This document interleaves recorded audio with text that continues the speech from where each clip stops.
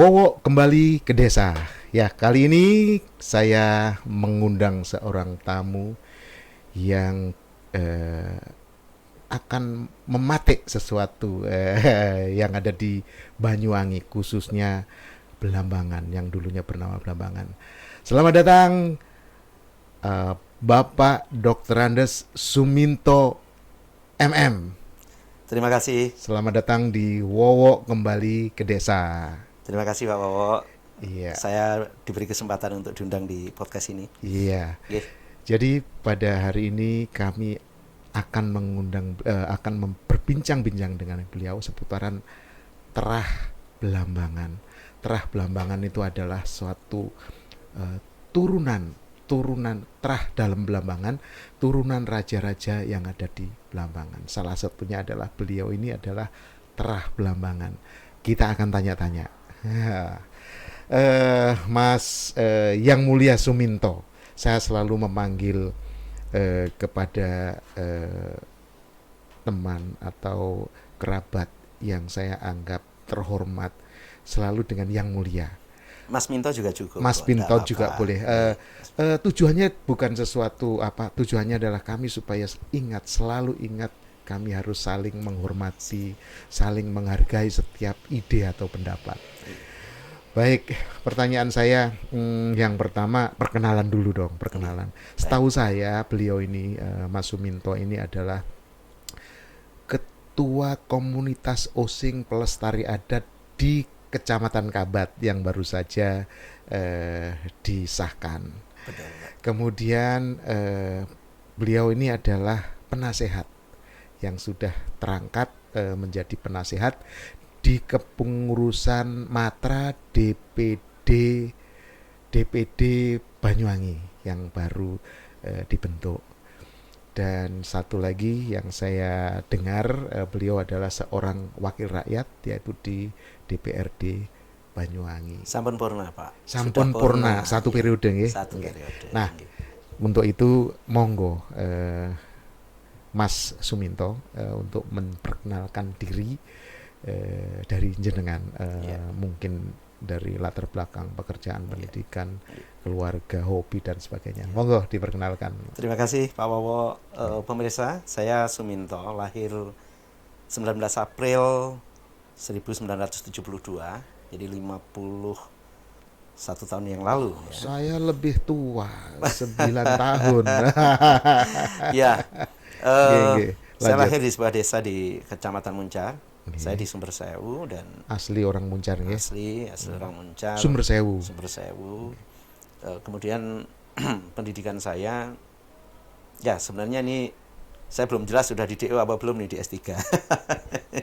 Tinggal disertasi tapi masih sudah di masih S3. ada yang harus diprioritaskan lainnya, jadi sempat cuti Pak. Di mana Iya. Mas? Di mana? Saya di Undiksa Singaraja ya. Singaraja. Jadi, Nggih. kalau S2-nya saya dari disiplin manajemen konsentrasi keuangan, kemudian untuk S1-nya matematika, pendidikan matematika. Oh, matematika. Ya, Wah, ini jadi cocok dengan saya nih, ngitung-ngitung nanti. Hitung-hitung. Saya paling suka matematika. Nggih. Nggih. Tahun 97 awal saya bekerja di IKI PGRI Banyuwangi sebagai dosen. Oh, dosen. Nggih. Nggih. Baru kemudian tahun 97 juga saya sudah mulai mengenal dunia konsultan.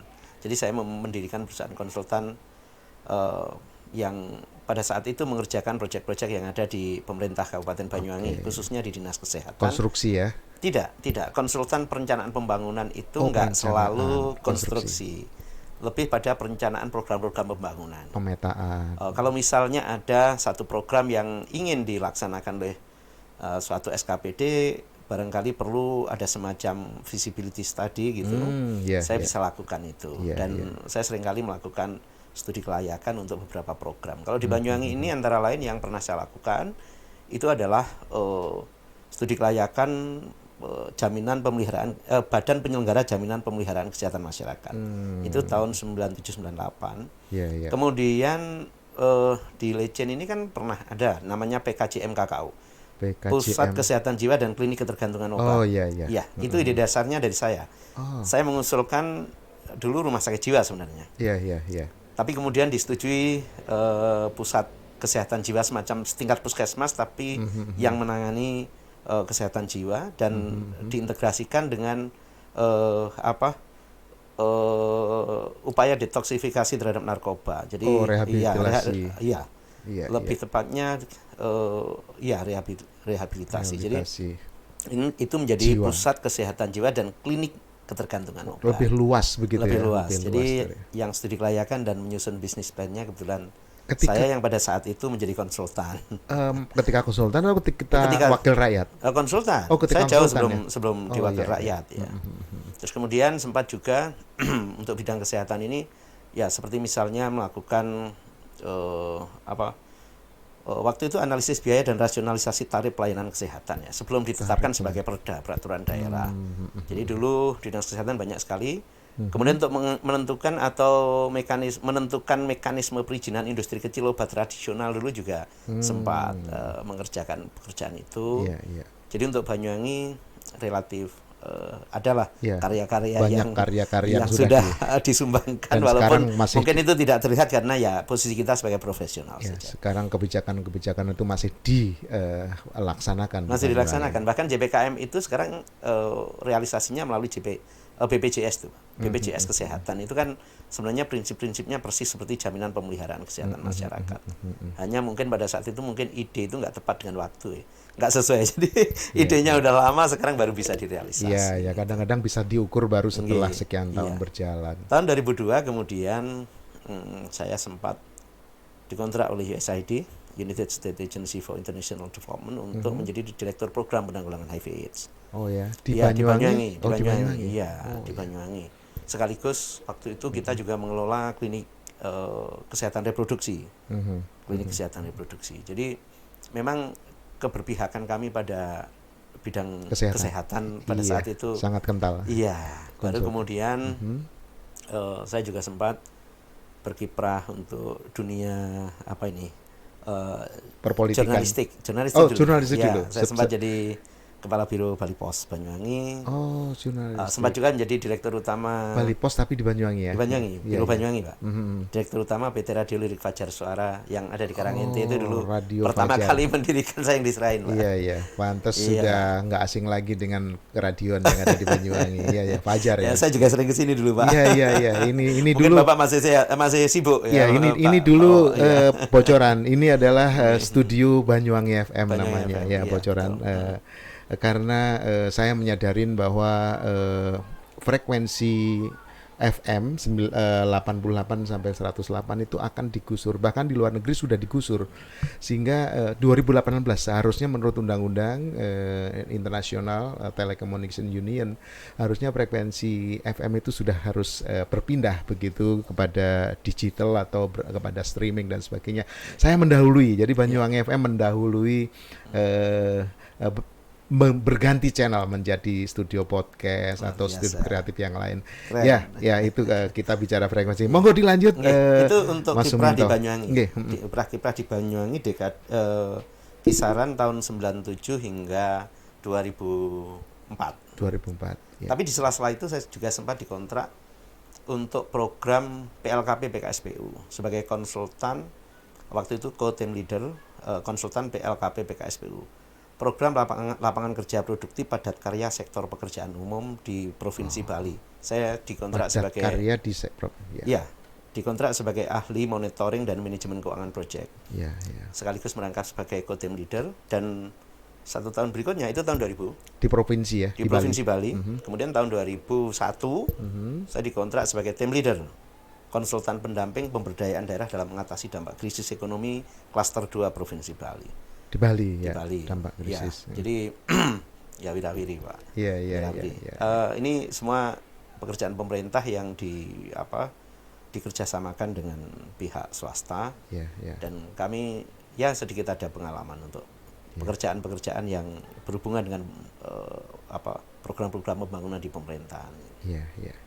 Jadi kiprahnya Mas Suminto ini tidak hanya di Banyuwangi, bahkan di Bali pun juga pernah berjasa untuk khususnya membantu pemerintah. Ya, hanya dikontrak saja, Pak. Iya, iya itu memang itu outsource daripada pemerintah supaya mendapatkan ahli-ahli yang sesuai di bidangnya.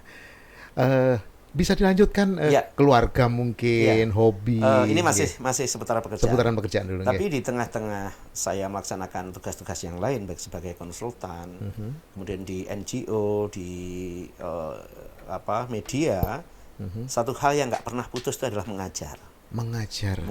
Tapi saya dosen di IKIP PGRI ya dimanapun Pak. Jadi saya kebetulan di IKIP PGRI ini ya home base saya, tapi kemudian di beberapa perguruan tinggi itu banyak yang juga minta saya mengajar, termasuk IKIP PGRI Banyuwangi, Universitas Islam Jember, STAIDU, Sekolah Tinggi Agama Islam Darul Ulum di mana ini, Berasan, UBI, bahkan dulu pernah jadi dosen tamu STIKES untuk mata kuliah HIV/AIDS.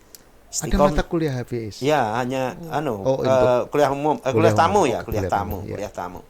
Kalau yang di Stikom dulu saya mengajar sistem informasi manajemen. Di Stikom juga? Iya, dulu Stik masih. Iya, cukup lama, Pak. Kemudian kalau kalau yang kelas-kelas jauh itu banyak lah. Kayak Wijaya Putra, Wijaya Kusuma gitu ya. Jadi mengajar itu udah menjadi hobi. Ya, hobi aja, hobi. Terakhir kemarin juga sempat di salah satu perguruan tinggi negeri di Singaraja ya. Ya sambil kuliah itu, sambil. Kalau mengajar jadi hobi kadang-kadang malah nggak ngitung gajinya ya. Pokoknya dijalan. Dijalani aja, Pak.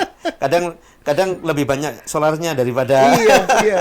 Tapi nggak masalah. Kita senang aja, berbagi. Gitu. Jadi ada sedikit kesamaan Mas Suminto dengan saya, suka mengajar.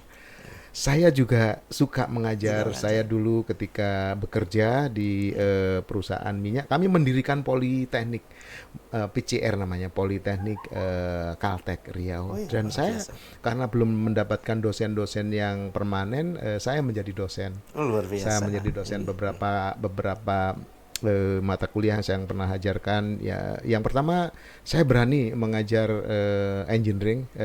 Dasar teknik telekomunikasi misalnya saya mengajar, kemudian yang soft skill saya belajar mengajar tentang etika bisnis, saya mengajar tentang modern communication dan sebagainya.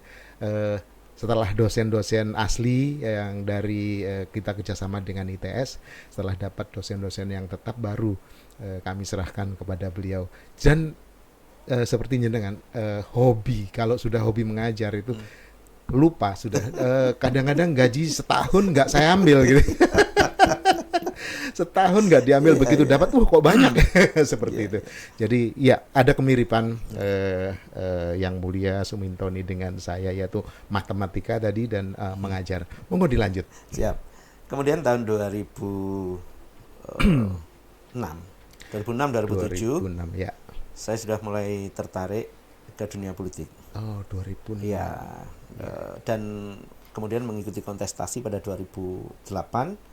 Hasilnya dari pelaksanaan pemilunya 2009 sih. 2009. Tapi kontestasinya mulai 2008 dan terpilih sebagai anggota DPRD Kabupaten Banyuwangi. Kalau boleh partai apa? Partai Hanura.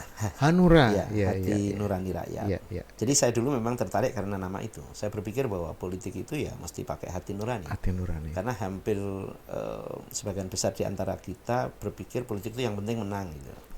Saya mencoba untuk menggunakan pendekatan itu dan nurani. Efektif. Saya efisien loh Pak untuk jadi itu. Pada saat itu saya hanya budget 200, masih sisa 18 juta. Ya, bagaimanapun kalau sudah ke politik harus ada modal lah, harus ada modal. Pasti. Tapi kan relatif kecil tuh Pak. Iya, sangat kecil itu kalau dibanding sekarang. Kalau sekarang udah nggak pede, sudah M, lain sudah ya. M, sudah M. Iya, betul. Ya, sudah M. Itu 2009 Pak. Walaupun tanpa apa-apa tetap bunyi M itu gitu. Nggak apa-apa, itu sistem di negara kita seperti itu ya, masih demokrasi. Ikuti aja. Monggo dilanjut. Setelah selesai di DPRD, saya kembali ke kampus lagi dan masih ngajar lagi. Iya, kembali ke kampus. Ya itu yang kemudian di Singaraja sambil kuliah. Tapi belakangan kesusul anak-anak nih Pak. Anak-anaknya juga ikut sekolah juga. Itu. Makanya ini sekarang sudah beralih ke keluarga nih yang kita bicarakan. Jadi saya kebetulan memiliki 4 orang anak. 4 orang. Yang pertama sudah bekerja di sebuah instansi pemerintah di Jakarta di sudah sarjana juga. Sampun sudah sarjana, sempat S2 terpaksa harus ditinggalkan sebelum selesai karena diterima sebagai PNS. Kemudian yang kedua ini semester 8 dan sudah mulai nulis skripsi di perencanaan wilayah dan kota. Kalau yang pertama dulu di filsafat, kemudian yang kedua ini di PWK mana kampusnya? UNED Pak, Jember. Universitas Jember ya.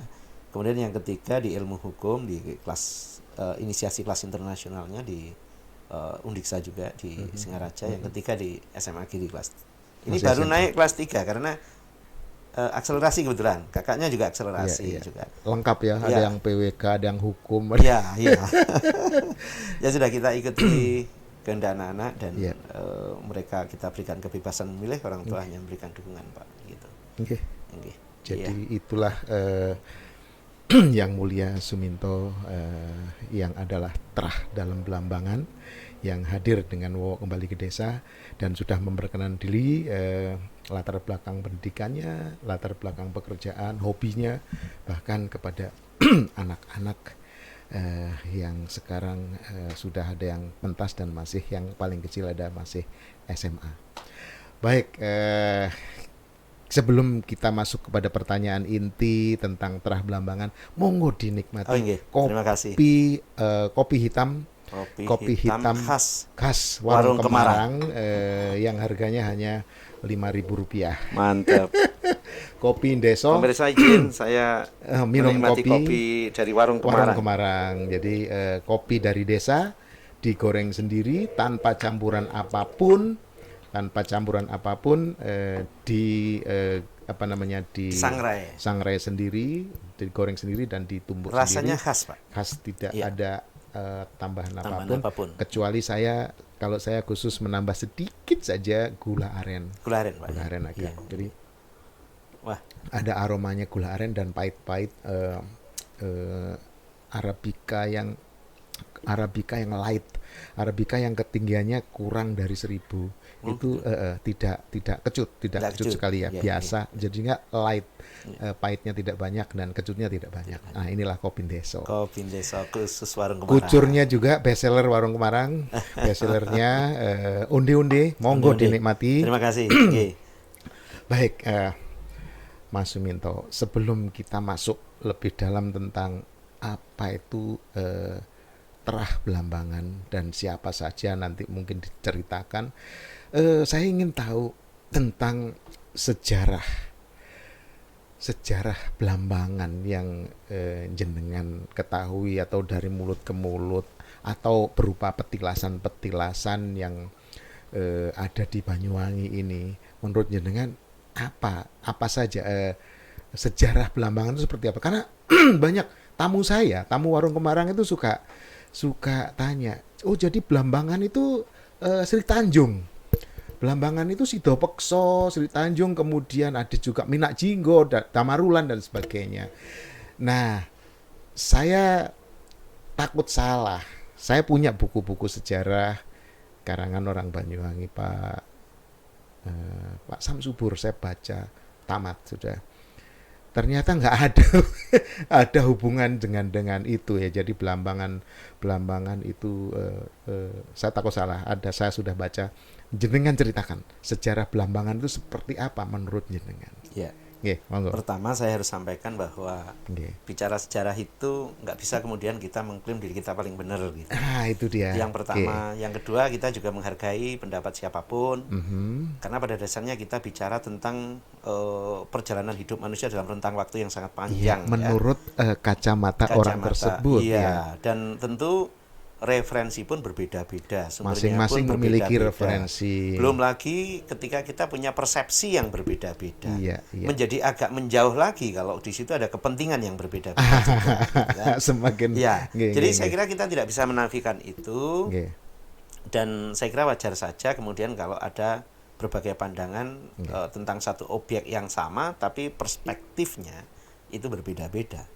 Katakanlah saya menurut hidup dalam satu zaman dengan Pak Wowo. saya menulis tentang Pak Wowo. Iya. Satu buku tentang Pak Wowo. Kemudian istri Pak Wowo menulis satu buku tentang Pak Wowo. Bisa Putra Pak beda. Wowo menulis buku tentang Pak Wowo. Kita Iya. hidup satu zaman saja. Iya, iya. Itu sudah berbeda, Pak.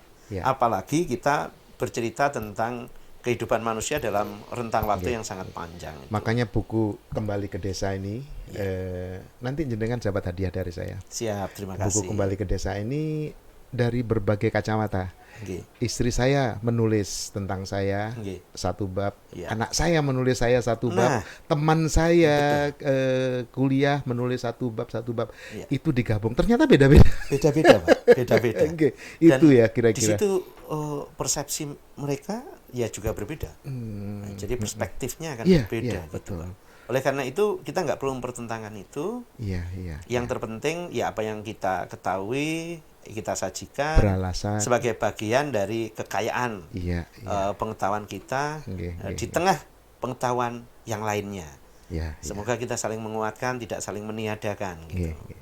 Itu. Jadi monggo Nggih, apa baik. tentang Oh. sejarah Blambangan menurut jenengan ini? Nggih. Belambangan itu saya mulai dari satu kebanggaan ya, dan buat saya dan tentu buat mungkin teman-teman yang lain atau keluarga yang lain itu satu kebanggaan karena bagaimanapun juga Belambangan itu adalah kerajaan besar. Iya, Indikatornya jelas nanti. Iya. Kebesarannya itu dari mana kan? iya, iya. Nah, Belambangan ini setidaknya punya wilayah yang sangat luas gitu. Yang sangat luas untuk ukuran kerajaan di ujung timur Pulau Jawa. Jadi saya adalah orang yang tidak sepaham atau tidak sepakat kalau Belambangan itu dibatasi seluas Kabupaten Banyuwangi. Belambangan itu Iya, berubah-ubah dari waktu ke waktu.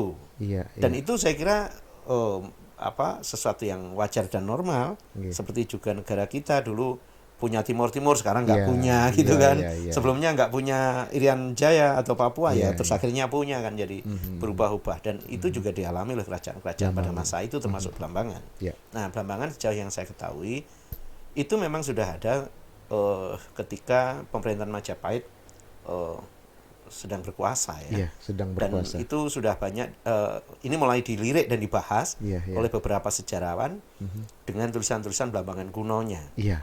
yang pada saat itu Ratu Tribuana Tunggadewi mengangkat Sri Krishna Kepakisan ya, Sri Wayahan Krishna Kepakisan untuk menjadi raja di Banyuwangi dengan 3 saudaranya yang lain, yang satunya diangkat di Pasuruan, di Sumbawa dan kemudian yang terakhir di Bali. Nah, kalau merujuk pada itu sebenarnya sumber kekuasaan Belambangan atau pelaku pemerintah di Belambangan ini berasal dari Majapahit pada era itu. Lantas kemudian makin ke sini kita dihadapkan pada semakin surutnya Majapahit dan pada titik yang paling puncak Majapahit kemudian mengalami keruntuhannya dengan diawali terjadinya perang saudara, perebutan kekuasaan di internal Sekitar tahun 1300. ya 1400 lebih lah, 1400-an, 1400 lebih dan puncaknya di 1478 itu kan Dyasura Prabawa terbunuh oleh 4 kemenakannya yang salah satunya juga terbunuh karena proses perebutan kekuasaan itu yang kemudian Belambangan dipindahkan ke Dahanapura atau Doho ya, di Kediri. Di Kediri. Nah, pada saat itulah kemudian putra ini dari pemahaman kami dan menurut apa yang kami terima secara turun temurun bahwa setelah itu kan kemudian putranya lari ke timur. Salah satu putranya Lembu Mirudo, Lembu Agnisroyo atau Lembu Agnisroyo itu mereka bertapa di lereng Gunung Bromo di Semeru gitu ya. Terus kemudian membuat pasraman di Teposono, daerah Lumajang yang kemudian menjadi embrio bagi terbentuknya Belambangan baru. Ya, di Lumajang. Ya, saya kasih baru itu dalam tanda kutip supaya ini memisahkan dari Belambangan yang tadi diceritakan pada era klasik, era sebelum kuno gitu ya. Gitu. Jadi ini babak baru Belambangan. Ya. Belambangan yang walaupun mungkin sebelumnya ada tapi sempat terjeda dan kita tidak tahu nanti mungkin ada peneliti yang bisa menjawab missing link ini karena waktu itu kan harus tersambung dari satu masa ke masa untuk memastikan alur perjalanan Belambangan itu bisa tersambung dari yang kuno hingga yang baru. Nah, pada saat itu baru kemudian menurunkan beberapa keturunan dan akhirnya dari masa ke masa terjadi pergantian kekuasaan, dan kita tahu tradisi kekeratonan itu kan ya selalu dari keturunan, kecuali memang ada pemberontakan atau pengambilan kekuasaan gitu ya. Selalu turun temurun. Iya, turun temurun. Dan itu kemudian yang pertama setelah Lembu Miruto itu kan Mas Sembar. Kemudian berlanjut ke Menak Koncar yang posisinya juga di Lumajang. Kalau Mas Sembar udah di Puker. Menak Koncar di Lumajang. Nggih, di Lumajang. Kalau Mas Sembarnya di Puker ya. Jember, Puker. Kemudian Menak Gadru, ya kemudian Menak Lompat, dan kemudian turun ke Prabu Tawangalun ya. Menak Lompat ini kan Menak Lompat ini kan Pangeran Tanpauno, Pangeran Rebut Payung atau Pangeran Singosari yang hidup semasa dengan Sultan Agung. Yang pada saat itu sempat diserang oleh Sultan Agung. Dan sempat, itu dan itu posisinya Sultan Agung berarti tahun 1600 ya. 600-an. Iya. Okay. Jadi pada saat itu kekuatan Blambangan masih sangat kecil ya, dan posisinya masih di Jember, di Kedawung Jember ya. Kedawung Jember. Mungkin nanti silakanlah berbeda juga nggak apa-apa, tapi saya ngikuti alur ini aja. Yang kalau baca sih banyak versi ya, tapi saya ngikuti alur yang saya yakini dan saya nyatakan masuk akal gitu. Nah, pada saat diserang Sultan Agung ini, kekuatan Blambangan kan masih nggak setara ya, karena Sultan Agung dengan kekuatan sekitar 30 hingga 35.000 pasukan, yang melumat Blambangan lah yang hanya sekitar 5.000 kekuatannya. Tunggang langgang. Iya, tunggang langgang. Akhirnya kan mereka ditaklukkan, bahkan dijadikan tawanan perang sampai juga dimanfaatkan. Itu ketika Tawangalun atau masih Prabu Tanpauno, tapi Prabu Tanpauno meloloskan diri. Meloloskan diri. Jadi sudah penyerangan sebelum itu ya? Iya, meloloskan diri, dan kemudian semua bangsawan Blambangan ini menjadi tawanan perang, dibawa ke Mataram. Termasuk pasukannya, putri-putrinya menjadi tawanan perang. Bahkan salah satu diantaranya dijadikan selir. Terus untuk pangeran-pangeran dan seluruh pasukan dijadikan pasukan juga di sana, karena Sultan Agung sendiri kan membutuhkan banyak pasukan untuk melawan VOC pada saat itu. Tawanan perang dijadikan. Bahkan di sana sempat menjadi pasukan andalan sih. Itu menurut cerita orang tua ya, atau mungkin juga ditulis oleh beberapa sejarawan bahwa Blambangan ini diyakini punya kesaktian. Karena diyakini punya kesaktian, menurut cerita sih itu babat-babat ya kan gitu, banyak biasanya menceritakan hal-hal yang agak berbau klinik ya. Itu katanya ibu-ibunya harus nyusuin pangeran-pangeran. Sampai sekarang ketika saya merantau ke Jakarta, keluar Jawa, saya 29 tahun saya. Teman-teman sih takut, hati-hati nih. Wong Banyuwangi dia. Mungkin seperti itu. Iya, semacam begitu. Jadi memang pada saat itu konon untuk menguji keampuhan suatu pusaka itu harus diuji cobakan pada kulit orang Blambangan gitu. Pada kulit orang Blambangan, dan kalau tembus kan berarti bagus, kalau enggak ya ntar dulu gitu. Iya.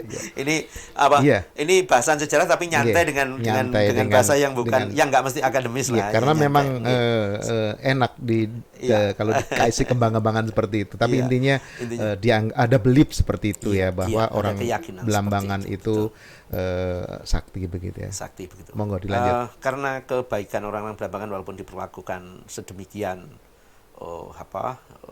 boleh dibilang dalam tanda kutip kejam, tapi tetap saja dedikasi orang-orang Blambangan cukup baik, sehingga Prabu Tawangalun membuat satu kebijakan untuk mengangkat kembali Mas Nepo sebagai pangeran mahkota pada saat itu, menjadi adipati Blambangan di bawah kekuasaan Mataram.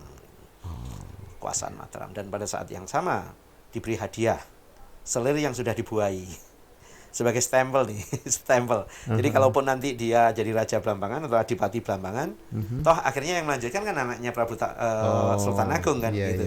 Nah, begitu ya caranya. Iya, jadi Dewi Sumekar ya, itu. Dengan Tawangalun, dengan generasinya. Iya, jadi beliau kan sempat menjadi selirnya Sultan Agung. Diambil sebagai selir, dan kemudian pada kehamilan ketiga, ketiga bulan itu diserahkan sebagai permaisuri dari Adipati Blambangan yang diberi gelar Prabu Tawangalun itu. Nah, dalam perkembangannya Prabu Tawangalun terus berkuasa di Blambangan. Yang ini tentu di Macan Putih ya? Belum. Oh, belum. Ya? Masih Ini silahkan nanti ada banyak versinya, tapi saya meyakininya enggak. Jadi pertama kembali itu ya dikembalikan ke Dawung. Ke Dawung di Jember ya. Jember. Ini versi saya. Nyambung. Silahkan berbeda, silahkan nanti. Tapi saya meyakini begitu. Masih di Kedawung. Jadi dikembalikan di tempat asal. Kemudian berkembang, dan sampai akhirnya Prabu Sultan Agung ini meninggal, digantikan putranya Amangkurat I. Nah, pada era itulah Prabu Tawangalun sudah mulai mantap menjalankan pemerintahan Blambangan, dan tetapi kesetiaannya pada Mataram masih terus terjaga. Sehingga tiap tahun dia melakukan asok glondong pengareng-areng. Jadi menghaturkan upeti, melakukan datang pada Paseban Agung di Mataram. Ke Mataram. Iya, hanya ini juga lagi-lagi menurut Babat ataupun Serat itu ada satu tragedi di sana, bahwa Blambangan sempat mendapatkan penghinaan oleh salah seorang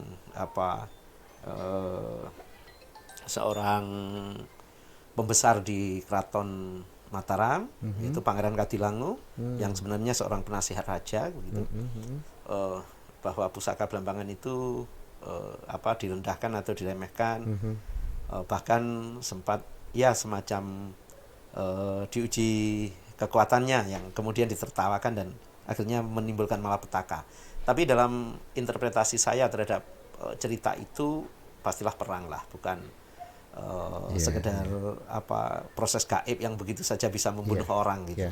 Nah, kalau saya cerita tentang Kiai Gagak nanti semua orang tahu lah. Jadi saya nggak akan ceritakan biar nggak terlalu panjang. Intinya begitu. Intinya akibat hinaan itu kemudian orang-orang Blambangan tersinggung dan marah, yang kemudian sempat mengobrak-abrik istana, yang akhirnya dengan sangat gagah berani mereka menyatakan mahardika dari Mataram, bahkan di istana Mataram itu sendiri. Itu di zaman Tawangalun. Bukan, Amangkurat I. Oh, sudah Amangkurat I. Jadi buat saya ini keren gitu. Keren karena apa? Karena orang-orang Blambangan itu ternyata ya gagah berani. Gagah berani dan tidak pengecut gitu. Sepulang dari sana barangkali mikir, Pak. Wah, oke lah, sekarang saya berani. Bangsawan melawan bangsawan, kita menang. Tapi nyampe di rumah kita hitung tentara kita. Lihat lagi Mataram, wow, 35.000. Kita 4.000, 5.000. Dilumat lagi nanti.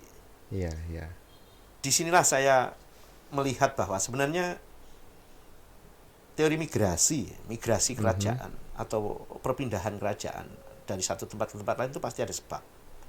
Sebabnya pasti terutama adalah bahaya, perang, bencana alam, antara lain itu. Akibat pernyataan mahardika dan sempat menghina, bahkan membunuh penasihat raja di Mataram itulah ketakutan itu muncul sebenarnya.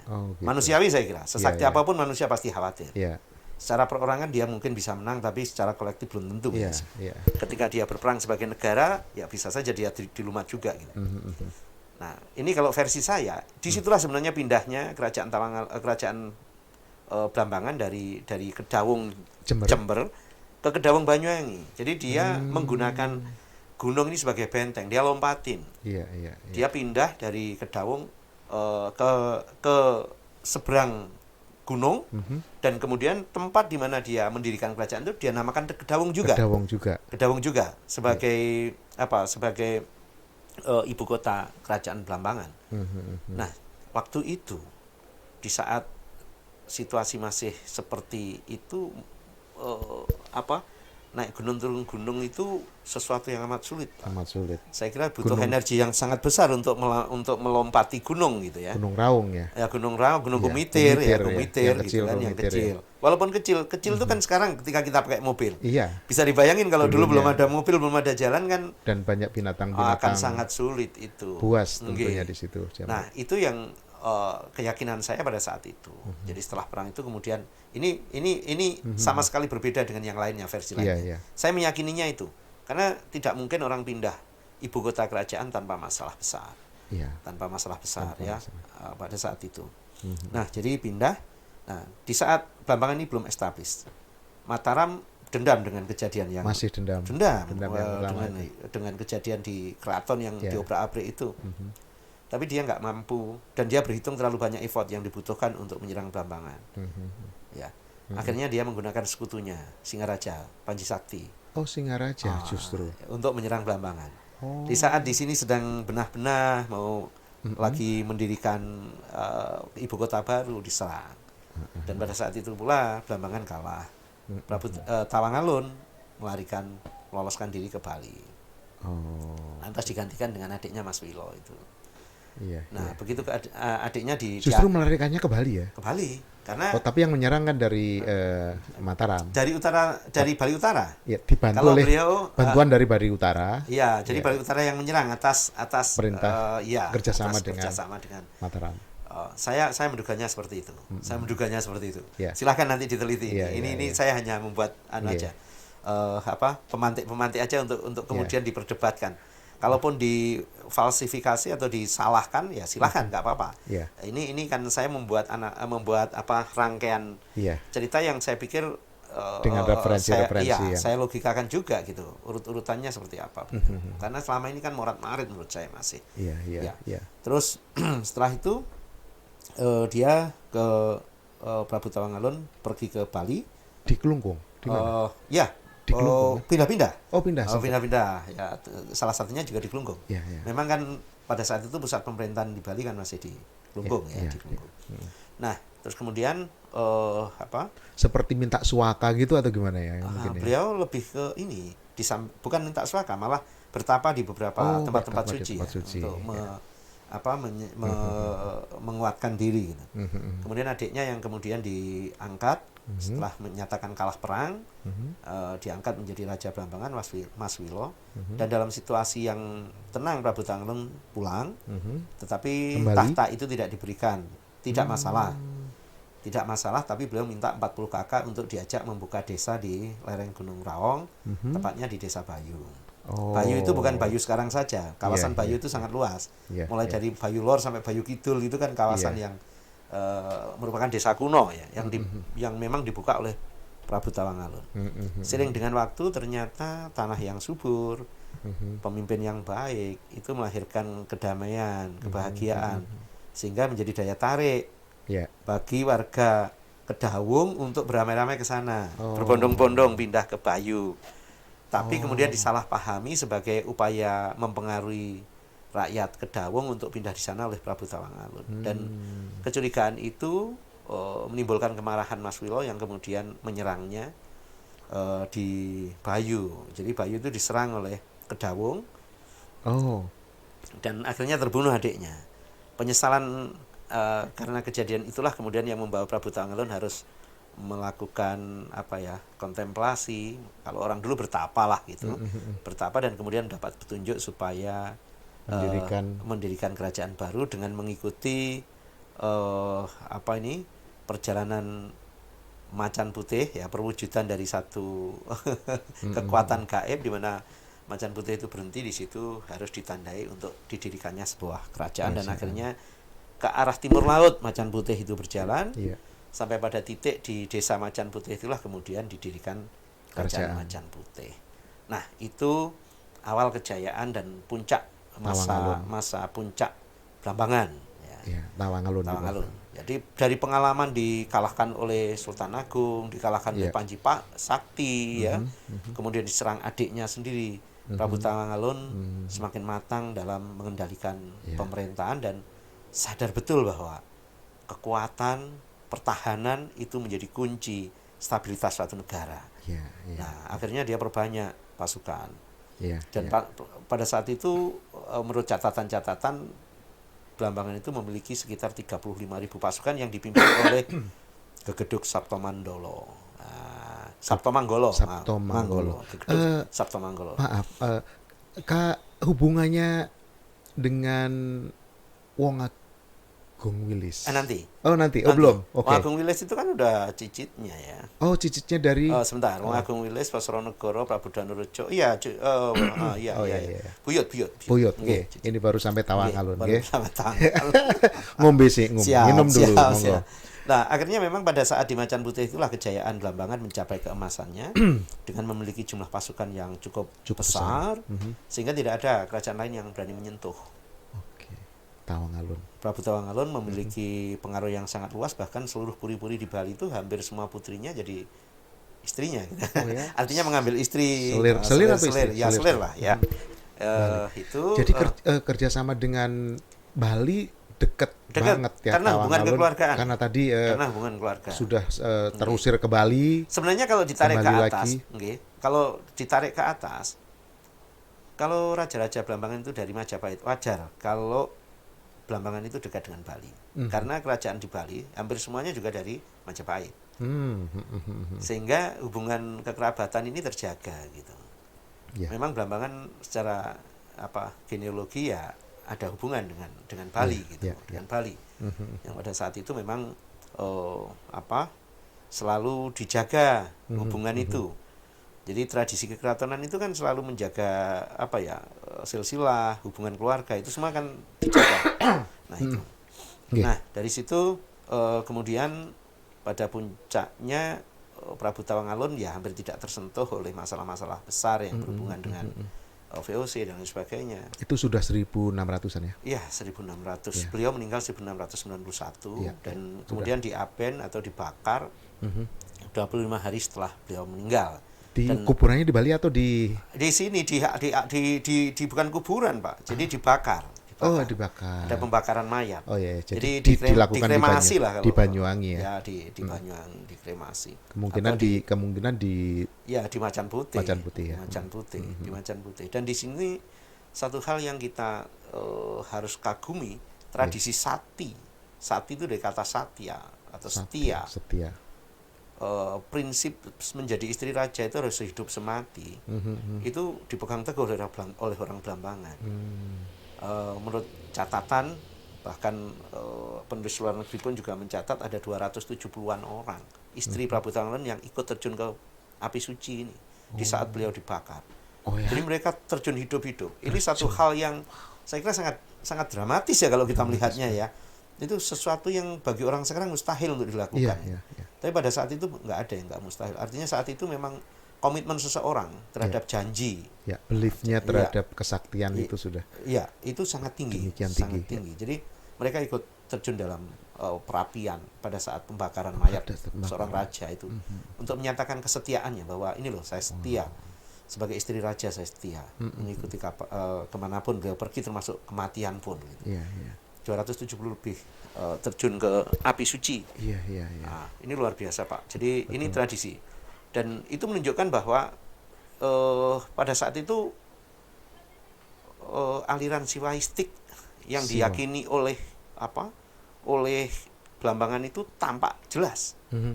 Itu memang ada aliran begitu. Jadi di Hindu itu ada yang menggunakan upacara itu sebagai tradisi. Jadi ya sudah kalau suami mati ya apalagi seorang raja ya istri ikut mati gitu. Jadi kalau mereka misalnya kalah perang ya bunuh diri gitu. Jadi gitu. Tapi karena ini normal, kematiannya normal ya, mati karena usia tua. Ya sudah. Ada yang ikut. Ya, ada yang ikut. Tapi sebagian di antaranya nggak berani. Apa istilahnya itu? Sati. Upacara sati. Upacara sati. Bukan sakti, Pak. Sati. Setia. Satya. Ya, saya pernah melihat ada pengabenan massal di Matoman. Dengan setia ibu-ibu itu tidur di bawahnya bermalam-malam sampai 3 malam. Itu menunjukkan kesetiaan luar biasa. Luar biasa. Seperti itu. Jadi tradisi-tradisi seperti itu yang pada saat itu masih berkembang. Nah, hanya sayang kemudian setelah beliau meninggal, kan dulu pernah punya anak yang anak tiri sebenarnya kan, tapi kan sudah dianggap sebagai anaknya sendiri. Yang titipan dari Sultan Agung itu, Macanapura ya. Macanapura itu atau Macanapura ini. Kemudian adiknya Sosronegoro itu tahu betul kalau itu adalah kakak tiri. Oh, tahu. Sehingga ketika dia dinobatkan sebagai putra mahkota, diam-diam Sosronegoro ini nggak puas. Nah, jadi ketika selesai pengabenan, selesai pembakaran mayat, langsung Sosronegoro mengambil alih kekuasaan tanpa berrembuk dengan kerabat kerajaan. Iya, iya. Itu yang membuat kerabat kerajaan semua marah kepada dia. Iya. Tapi dia bersikukuh untuk tetap Menjadi raja secara sepihak. Iya, Nah, iya. dari situlah kemudian ya yang lain sungkan lah. Bagaimanapun juga dia anak tertua kandung dari Prabu Tawangalun, tetapi mungkin karena dia sendiri merasa bahwa yang lain nggak berkenan, ya Stempelan tadi. enggak, yang lainnya, Oh, yang lain. yang Oh, yang termasuk lain. saudara-saudara kandungnya juga banyak yang nggak Oh, berkenan. nggak berkenan. Ya karena tidak pernah diajak bicara. Iya, Sesepuh Mas Bagus Wongso Karyo yang konon menjadi guru Prabu Tawangalun juga nggak diajak bicara. Sesepuh-sepuh yang lain tidak diajak bicara. Tentu ada banyak orang tidak berkenan. Akhirnya dia merasa sendiri. Akhirnya nantang-nantang. Ya, menurut ceritanya begitu, menurut catatan. Iya, iya. Nantang-nantang dan akhirnya ya terbunuh juga akhirnya. Dan perang saudara lah. Intinya perang saudara. Perang saudara. Masing-masing kan punya pengikut. Itu kehancuran yang sangat besar yang dialami oleh Setelah Blambangan Tawangalun. setelah Prabu Tawangalun meninggal. Dan hampir semua pejabat-pejabat negara meninggalkan keraton ya. Di samping yang terbunuh Sekitar 1600 ya. 1697-an Ya, ya. hampir 1700. Ya 1900 1690 sekian ya. 91 ke atas lah sedikit gitu. Ya. Itu. Terus kemudian sampai akhirnya dari Bali sendiri sebagai kerabat, dan hampir semua puri di Bali menjadi kerabat Blambangan. Ya merasa wah ini di keluarga kami ada masalah. Diutuslah untuk meluruskan utusan dari Singaraja dan Karangasem untuk meluruskan masalah, berembuk dan seterusnya seperti yang kemarin saya sampaikan. Datang ke Banyuwangi tapi dengan pasukan karena dia akan melerai. Dengan pasukan. Iya, karena akan melerai dalam benak mereka itu akan melerai perang saudara. Iya. Kan nggak mungkin melerai perang saudara tidak dengan membawa pasukan. Iya. Orang perang kan melerainya harus dengan pasukan. Iya, betul. Nah, ternyata di sini posisi sudah aman dan kemudian akibat kematian Sosronegoro ini Macanapura diangkat menjadi Raja Blambangan dengan patihnya Kertanegara. Kertanegara itu adiknya Sosronegoro dikandung. Tapi mereka salah paham bahwa kehadiran orang-orang Bali ini dianggap menyerang mereka. Akhirnya mereka melarikan diri. Oh, malah lari. Mau dibantu untuk menyelesaikan masalah, jadi lari. Lari karena pasukan yang datang sangat banyak ya, sangat banyak. Mereka melarikan diri ke barat. Jadi pada saat itu ke barat ya. Ke barat. Kalau sudah era-era itu larinya ke barat, Pak. Larinya ke barat dan nggak cuman kerabat dekat, Nisan, Mindon itu udah yang nggak mau perang saudara ya dia menghindarinya dengan keluar dari Blambangan, lari ke arah barat. Gitu. Kemana? Mungkin ya bang, menyebar, ada yang mungkin sampai ke mungkin ke Sentong atau Bondowoso, ke Banger ya, Banger itu kan Probolinggo, bisa sampai ke Pasuruan, ada juga yang sampai Surabaya, kan perjalanan waktu lah ya. Mungkin juga kalau yang lewat jalur selatan bisa ke Jember, ke Lumajang, bahkan bisa sampai ke mungkin ke tempat-tempat lain. Nah, jadi memang menyebar akhirnya akibat perang saudara itu. Ya nggak semua keluarga pasti berkenan lah perang saudara. Dia akan kadang dihadapkan pada persoalan yang dilematis sama-sama keluarga begitu. Nah, akhirnya pada saat itu dicarilah siapa ini keturunan Blambangannya masih. Ternyata kosong. Yang adanya abdi dalam hanya orang-orang yang mengabdi aja. Sampai kemudian dicari-cari diketemukan di Laban Cino, sekarang Laban Asem. Di Laban Jati, di Bali. Laban Asem. Enggak, di sini, dekatnya Poliwangi. Oh, Laban Asem. Laban Asem. Di sekitar situ ada seorang ibu yang beretnis Cina sebenarnya, yang disebutnya Mbok Lo gitu ya, atau ada yang menyebutnya Mbok Emban, tapi saya meyakini itu salah seorang selir. Iya, selirnya selir dari Prabu Tawangalun yang dari Cina ya. Iya. Itu dari marga Lo. Kayak Andy Lo gitu. Iya. Ya, keren loh. Raja kita dulu udah ngambil cewek luar negeri untuk jadikan selirnya. Iya. Keren. Itu bawa anak 8 tahun dan anehnya yang salah satu ini anak kecil juga perempuan. Ayu Gading ya. Oh, namanya? Dan ternyata dulu waktu perang saudara itu si anak kecil ini diselamatkan untuk dimintakan perlindungan pada Untung Suropati.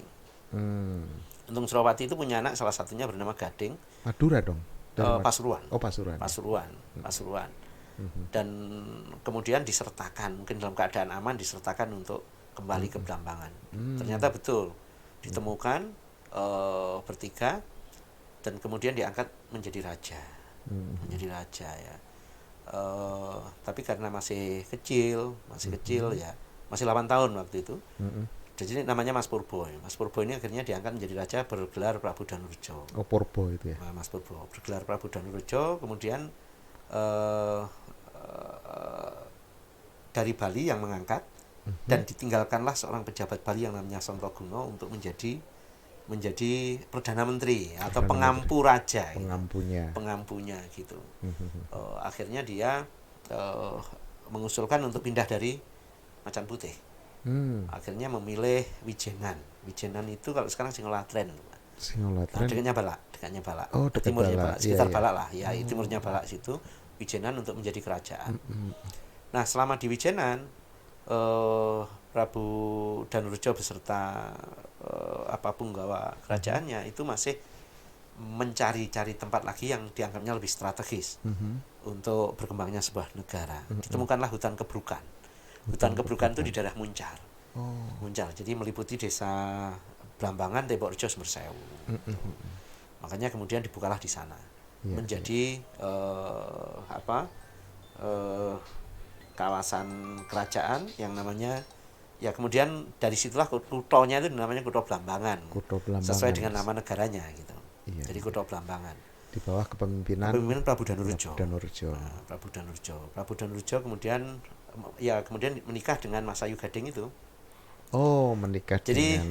Jadi istrinya Prabu Danurjo yang menjadi permaisuri putranya Untung Suropati. Dan kemudian melahirkan Mas Sepuh atau Pangeran Pati atau Pangeran Jinggo. Pangeran Jinggo itu ketika nanti bertahta namanya Prabu Danuningrat.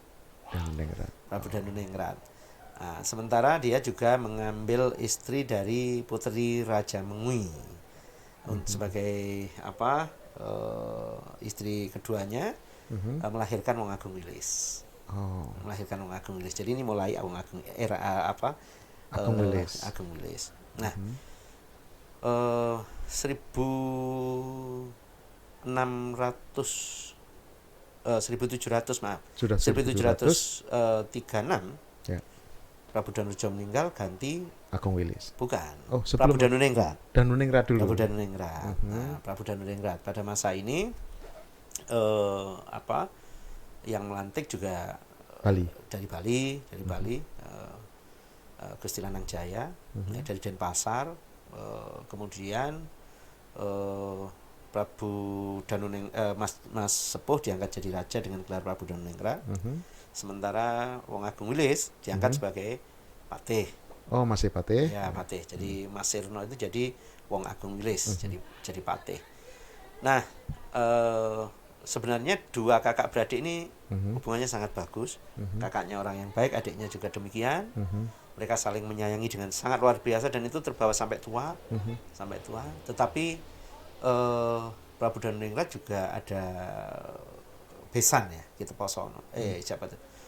Besannya itu Teposono yang kemudian menginginkan putranya. Putranya itu menggantikan Wong Agung Wilis. Akhirnya terjadilah fitnah-fitnah ya yang menyudutkan Wong Agung Wilis, seolah-olah Wong Agung Wilis menginginkan kekuasaan kakaknya, sampai akhirnya timbul rasa tidak enak dan Wong Agung Wilis keluar dari keraton. Oh, keluar dari keraton. Mendirikan sendiri atau? Tidak bahkan. Setia soalnya. Ya, dia setia sama kakaknya. Dia tahu kakaknya baik. Ya. Dia justru menjauh untuk tidak dianggap sebagai ingin menguasai. Jadi motifnya kakaknya justru ingin biar tidak ada perasaan macam-macam. Tapi begitu Blambangan dalam ancaman, Wong Agung Wilis nggak pernah lepas dari tanggung jawab. Justru membantu. Contoh waktu diserang oleh perompak dari Bugis itu yang jumlahnya lebih dari 800 perompak menyerang Blambangan itu. Ya, 800. Pak Gersang Pak Geruyung ya, dipimpin oleh itu. dan mendarat di pantai. Pak Geruyang bukan dari Pak Geruyang ya, bukan Pak siapa nih? Saya lupa namanya. Itu ya, pokoknya itu. Dari Bugis lah pokoknya. Pokoknya dari Bugis, ya. Ada kok di anu. Ya. Kayaknya itu deh namanya, tapi saya lupa tepatnya. Dari Bugis, ya. Nanti kita bisa anu. Kemudian itu di mendarat di Pantai Lateng. Itu dia dimintai bantuan untuk memimpin pasukan Blambangan. Diminta menghadang mereka. Tapi utusan formal itu ditolaknya oleh Wong Agung Wilis. Tapi diam-diam ketika Ronggo Stoto itu utusan Bali pejabat Bali yang ditaruh di Blambangan. Meminta dia cukup berdua dengan Ronggo Stoto berangkat ke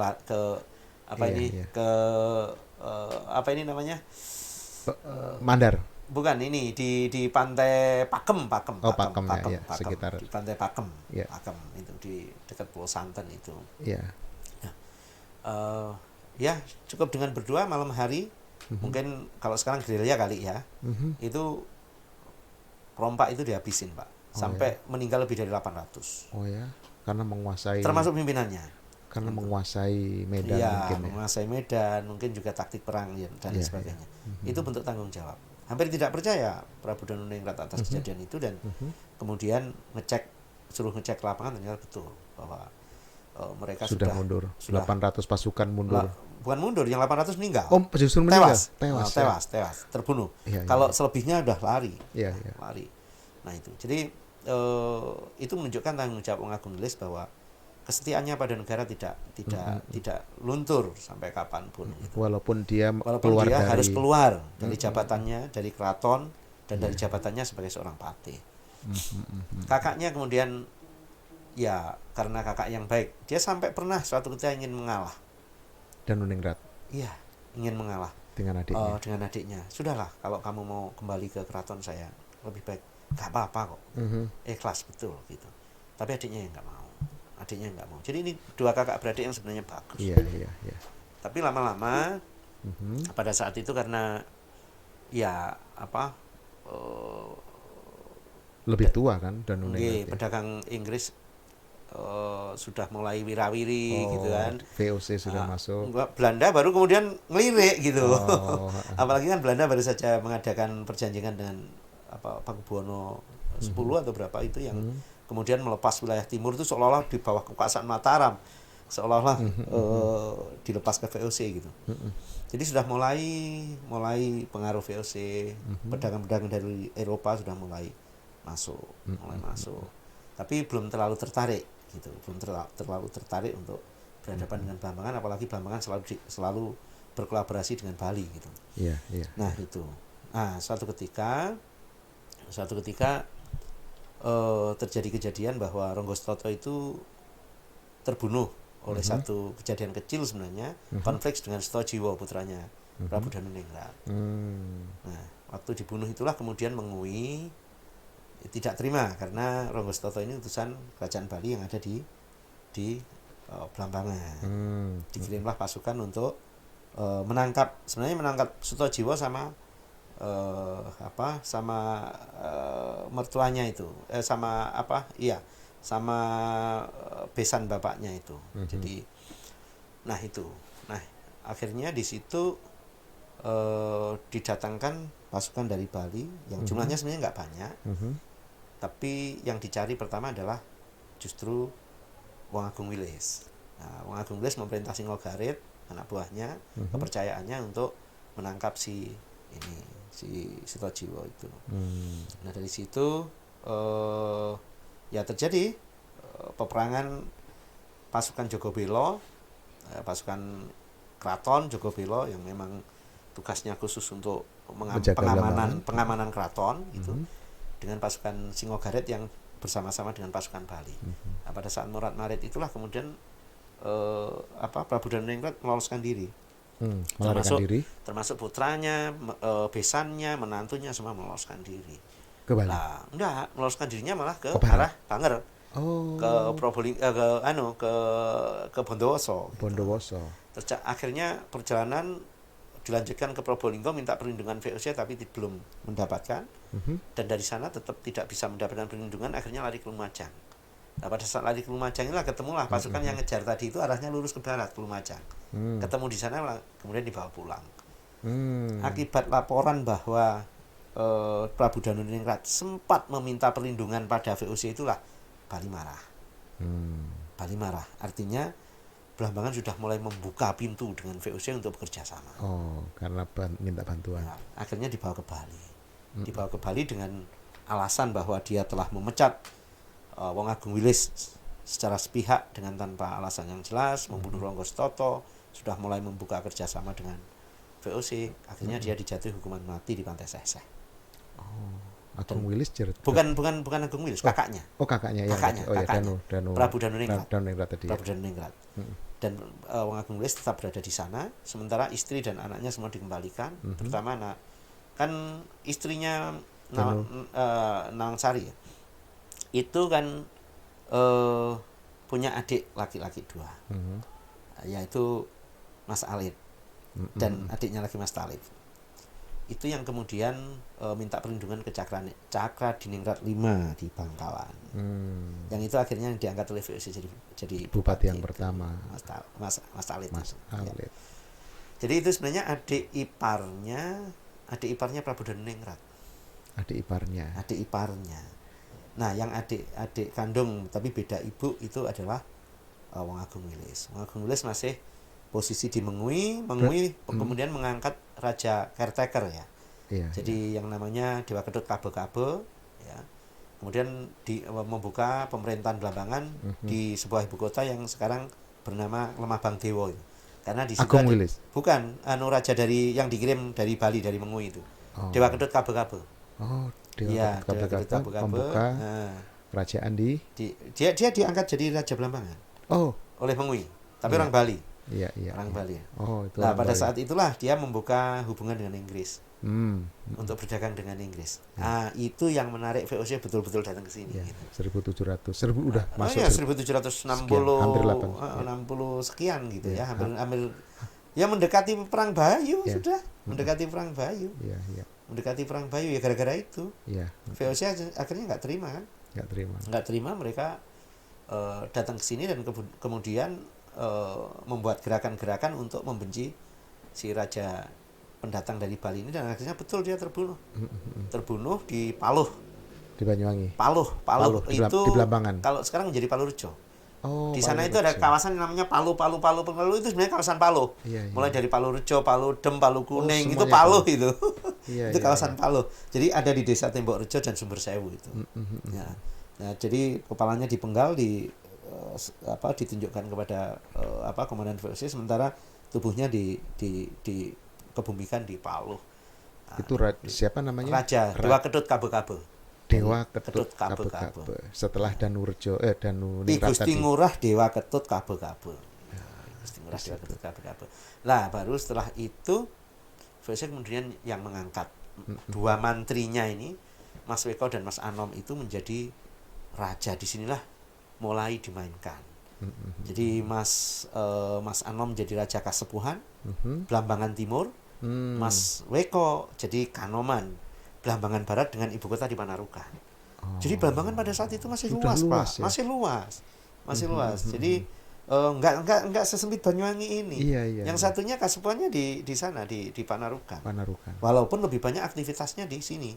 Nah, ibu kota yang di Blambangan Timur itu di Lopangpang. Lopangpang itu kan sebenarnya Teluk Pangpang di sekitar Muncaran situ, di Muncar itu. Gitu. Nah, itu justru Mas Anom yang menjadi Bupati Kasepuhan. Bahasanya sudah Bupati. Ya, Bupati Kasepuhan. Setelah Alit tadi. Iya, setelah Dewa Kedut Kabe-Kabe. Oh, Kabe-Kabe. Setelah Kabe-Kabe. Tapi begitu Mas Anom dan Mas Alit belum. Oh, Mas Alit belum. Mas Alit masih diungsikan, masih kecil, masih di sini, masih di Blambangan, masih di Lateng itu, masih di Lateng era itu, dan kemudian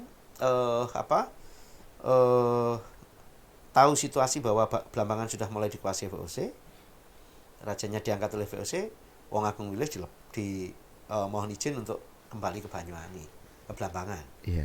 Dengan pertama kali lewat Gerajakan menemui perbekal atau kepala desa Gerajakan. Ternyata dukungannya luar biasa.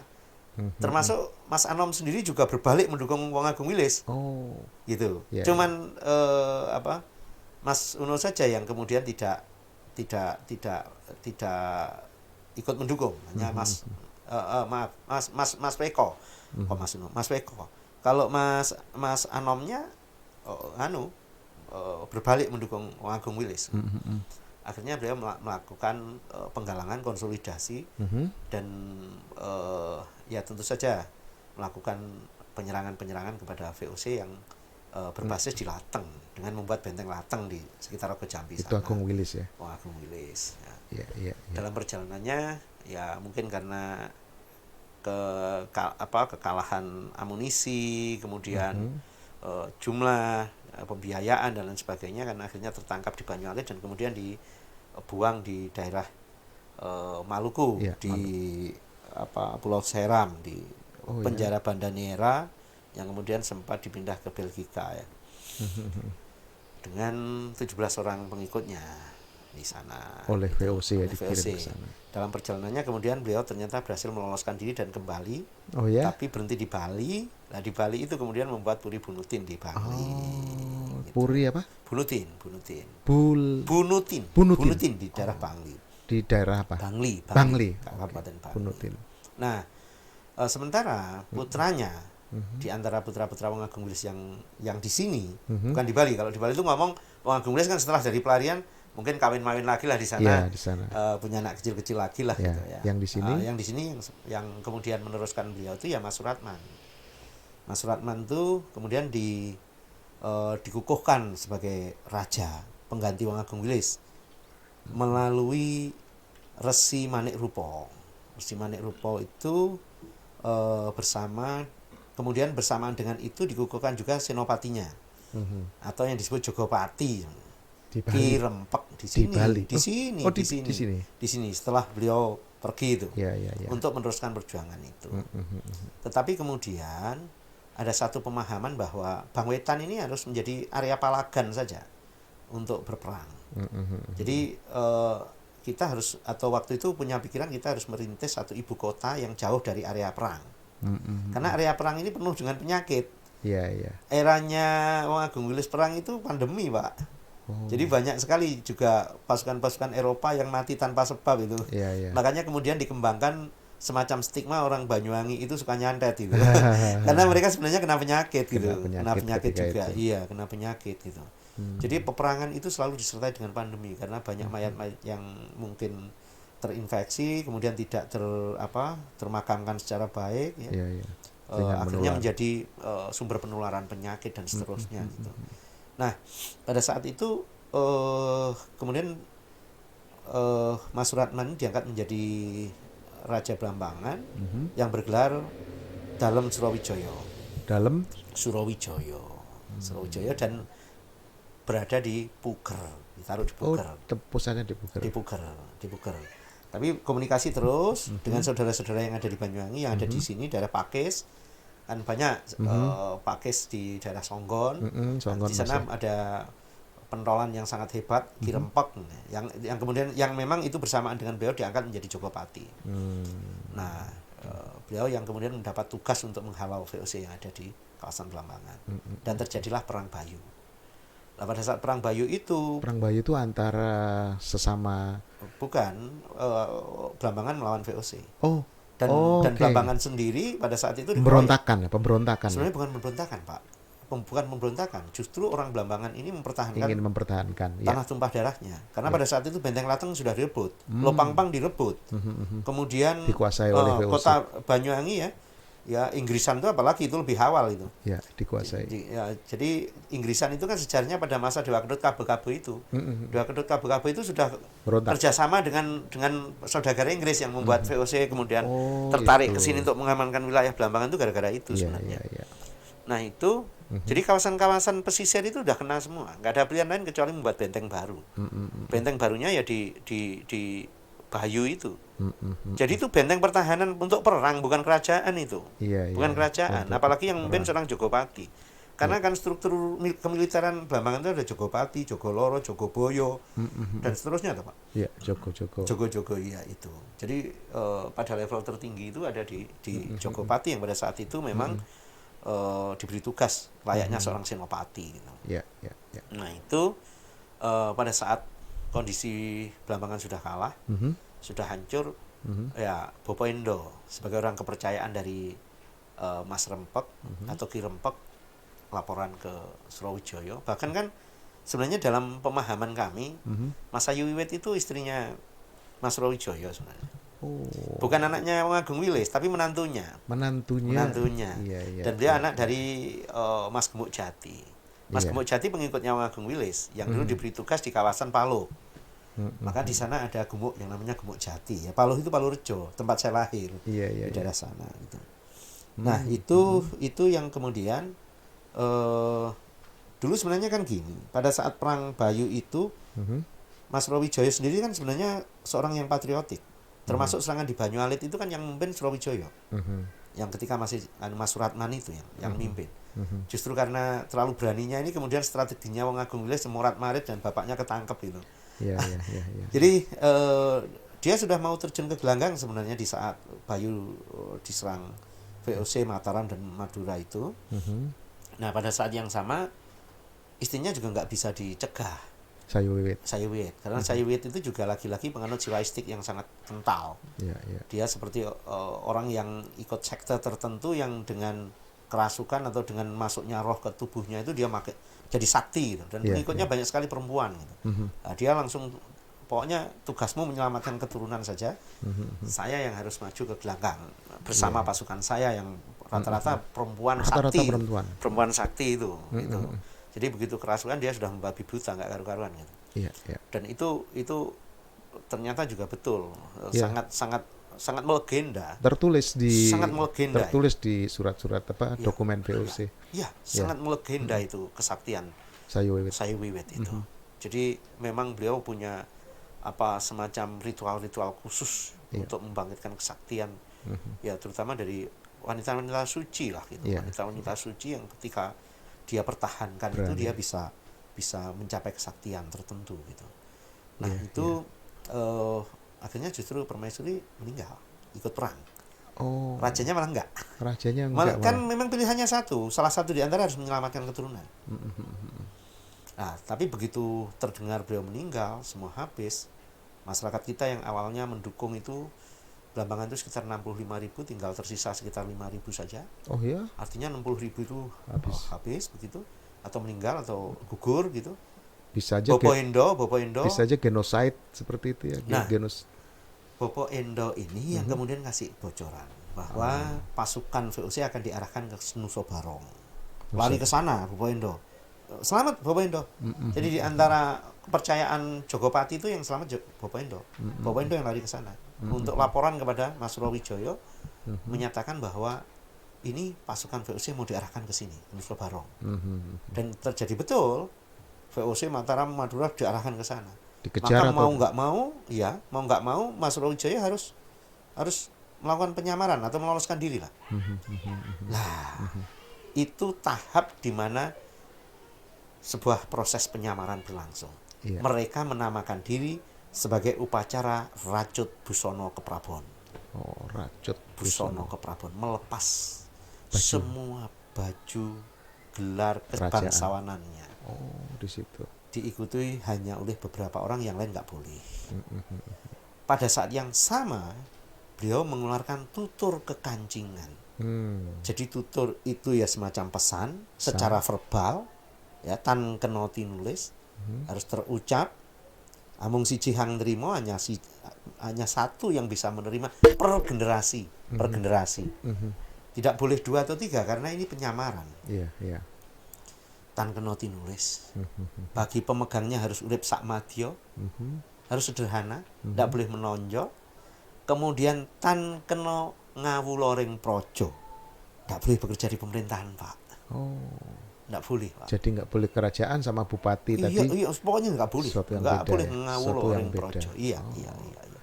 Dan sebelum itu dilakukan, setiap penerima tutur kekancingan harus monobroto. Monobroto itu topo mbisu. Topo mbisu itu ada 3 pilihan. Pilihan pertama ketika di tataran nesta paling rendah itu 5 hari. 5 hari itu pakai pasaran, Pak. Legi paing pun wagi kliwon. Kalau yang tataran madya itu pakai Pancawara 7 hari. Ridite Somo Anggoro Buddha Respati Sukro Sanis Coro. Atau Senin atau Minggu, Senin Selasa sampai Sabtu gitulah. Terus yang utama itu 35 hari yang selapan dino itu tomo. Jadi untuk memastikan bahwa seseorang itu bisa memegang rahasia, lolos enggak nih? Topong bisu. Tapi bukan berarti harus menyendiri, enggak. Dia harus tetap berinteraksi tapi bisu gitu. Bisa enggak nih gitu? Ya, enggak. Artinya menjaga rahasia. Iya, ya bahkan bisu, betul total. Itu. Makanya tradisi-tradisi semacam ini sebenarnya memang terjaga betul di lingkungan mereka yang ada sesuatu. Jadi betul ada waktu itu ada berita bahwa semua orang Blambangan yang memiliki darah Bali mau digenosid, mau dihabisin, gitu, mau dihabisin, karena biangnya dari sana, biangnya dari sana, gitu. Nah pada saat itulah dikeluarkanlah tutur kekancingan itu dan perjalanan menuju ke barat dengan keadaan yang memang dibuat sedemikian rupa supaya orang tidak kemudian mengetahui identitas itu. Tan keno ini menunjukkan nama apa atau status sebagai warih ing projo itu ndak bisa, ndak boleh. Warih ing noto, warih atau keturunan dari raja itu nggak boleh gitu. Nggak boleh. Apalagi menunjukkan nama ningratnya nggak boleh, semua itu nggak boleh. Sampai akhirnya ya perjalanan itu ke barat, gitu. Mas Rawijaya diturunkan kepada Mas Wirokusumo, Mas Wirokusumo diturunkan kepada Mas Bagus Pasupati, kemudian diturunkan lagi kepada Mas Surodirogo, diturunkan lagi kepada Mas Bagus Sasmito, kemudian Mas Rigan Haryo Suminto, turunnya lagi nggak bisa karena anaknya satu saja perempuan. Akhirnya ditunggu punya cucu. Punya cucu lakinya satu lagi. Pas satu bapak saya, Pak. Di situ. Iya, bapak saya mulai awal saya nggak boleh masuk politik. Mulai awal nggak boleh kerja di pemerintahan. Mulai awal nggak boleh menonjol, karena ditekan. Iya, betul. Tapi cara tanda-tanda bahwa saya memberontak itu ada. Saya tahun 92 itu sempat masuk di dunia politik walaupun baru lulus SMA, itu sudah jadi jurkam termuda Golkar, Pak, waktu. Oh ya? Di Golkar juga pernah. Iya, jurkam, boleh ditanya nih di Banyuwangi jurkam termuda tahun 92 siapa saya. Iya. Wow. 99 sebenarnya sudah mau dinaikkan, dijadikan masuk DCS sih. Tapi Bapak tetap tidak boleh. Kebetulan pada saat yang sama saya juga sedang skripsi S2 saya. Jadi pokoknya nggak boleh gitu. Nggak boleh. Jadi sampai sekarang terbawa oleh Pak Suminto sendiri ya. Nah, tapi Bapak kan bingung, Pak. Tapi anak ini nggak bisa dihentikan gitu. Iya. Kenapa sih nggak bisa dihentikan? 99 tetap ngeyel dan jadi gitu. Nah setelah jadi itulah baru Hanura. kemudian, setelah jadi itulah baru saya dibuka itu, Pak. Iya. Dan saya harus mengalami seluruh proses. Ketika itu orang tua masih ada? Ada. Okay. Justru di situ masalahnya. Di saya ini kan sebenarnya punya kakak laki, kenapa tidak dipilih? Kok saya gitu ya? Iya. Nah, karena mungkin Bapak juga berhitung banget gitu kan. Berhitung banget kepada siapa nih saya turunkan. Tapi saya nggak bisa Bapak mungkin sudah punya feeling kalau di masa saya ini nanti semua harus berakhir gitu. Buktinya saya ada larangan-larangan itu semua saya seperti tabrak aja gitu. Iya. Tapi anehnya begitu ditabrak, Bapak justru membuka ini, tapi saya harus melalui ini dulu. Gitu. Iya. Melalui prosesi ritual yang tadi sudah penelitian dan ritual. Kalau penelitiannya kita nggak meneliti, Pak, sebenarnya. Penelitian itu kan pihak luar. Kalau kami kan hanya berpedoman pada tutur saja gitu. Iya, kalau saya sih terserah orang meneliti apa ya. Pokoknya penelitian itu kebetulan kok ada data pendukung gitu. Gitu aja. Jadi ternyata ada data pendukung bahwa apa perjalanan yang dilakukan oleh leluhur saya itu ternyata ada data pendukung dari orang-orang yang kebetulan meneliti gitu, kebetulan gitu. Ya, nah, begitulah perjalanan Pak Mas Suminto ini dari Blambangan kuno, Mataram sampai ke turun temurun sampai ke Tawangalun, Agung Wilis sampai kepada Pak Suminto, Mak Suratman sampai kepada Yang Mulia Suminto ini. Berikut ini kita tonton dulu cuplikan sebelum kita bahas lebih jauh, cuplikan video tentang, mari kita lihat tentang terah dalam yang sudah dikukuhkan. Mari kita saksikan. Di sini jenengan bisa menambah suara. Upacara wisuda wangsa dan abiseka ini diikuti oleh 26 orang yang merupakan terah atau keturunan bangsawan Kerajaan Belambangan yang berpusat di Banyuwangi, Jawa Timur. Terah Selama keturunan ini Belambangan Banyuwangi tercerai-berai, nginap wangsa atau tidak mengetahui jati diri dan leluhurnya. Namun setelah dilakukan penelitian dan kajian selama 20 tahun, akhirnya sejarah terah dalam Belambangan Banyuwangi berhasil ditemukan, dan sejumlah masyarakat Banyuwangi yang merupakan terah dalam Belambangan Banyuwangi mulai menemukan jati dirinya dan mengetahui kawitannya. Hal ini sebagai bentuk pengukuhan secara adat dan spiritual atas terbentuknya kembali terah dalam Belambangan Banyuwangi. Para pengurus mengikuti ritual wisuda wangsa dan abiseka di Kedatuan Kawista Belatungan Tabanan yang dipuput oleh Sri Begawan Putranata Nawawangsa Pemayun yang juga Purohito atau penasihat Kedatuan Belambangan. Selanjutnya, terah dalam Belambangan Banyuwangi yang telah mengikuti ritual akan menyanang nama baru atau abiseka sesuai jabatan atau struktur Kedatuan Belambangan. Selain itu, mereka juga diberikan lencana dan piagam. Bertindak selaku susunan Kedatuan Belambangan atau dalam atau Raja Baru yakni Suminto atau nama abisekanya dalam Sri Darmo Natoningrat. Struktur Kedatuan Belambangan pun layaknya struktur pemerintahan kerajaan masa lalu, lengkap dengan kabinetnya. Penasihat Kedatuan Belambangan Sri Begawan Putranata Nawawangsa Pemayun mengharapkan terah dalam Belambangan Banyuwangi bisa mengembalikan spirit kejayaan leluhur dalam Belambangan dan berani memperjuangkan, menyuarakan, dan mengajibkan semangat nilai leluhur Nusantara. Ya, itu tadi video yang sudah kita saksikan tentang wisuda wangsa. Wisuda wangsa itu semacam pengukuhan terah dalam Belambangan. Monggo Mas Suminto, saya minta dijelaskan ini apa upacara apa sebenarnya di situ wisuda wangsa itu, kemudian tujuannya apa kira-kira? Iya. Jadi yang pertama, setelah saya menerima tutur kekancingan itu, posisi saya juga pemegang rahasia. Iya. Ya, pemegang rahasia tutur ini, keluarga. Kami itu tidak berpikir muluk-muluk, Pak. Ya. Kami ini hanya berpikir menjaga apa mandat yang diberikan keluarga pada saya saja. Jadi tidak ada keinginan aneh-aneh sebenarnya. Yeah. Tapi kan di dalam tutur kekancingan itu sudah diberikan tanda di penutupnya itu. Yeah. Yen wus sirna musuhira. Lan ana pandhita nata kang paring pepadang lampahira. Yeah. Sira bisa jumeneng keprabon. Artinya kalau sudah sirna musuhmu dan ada pandita raja. Pandita raja itu orang suci yang keturunan raja. Yeah. Memberikan jalan terang kepadamu, termasuk ya fasilitas segala macam atau memberikan ilmu, memberikan pokoknya memberikan jalan terang ya, jalan hidup yang baik. Kamu bisa kembali menggunakan gelar kebangsawananmu atau kembali menjadi terahmu secara terbuka.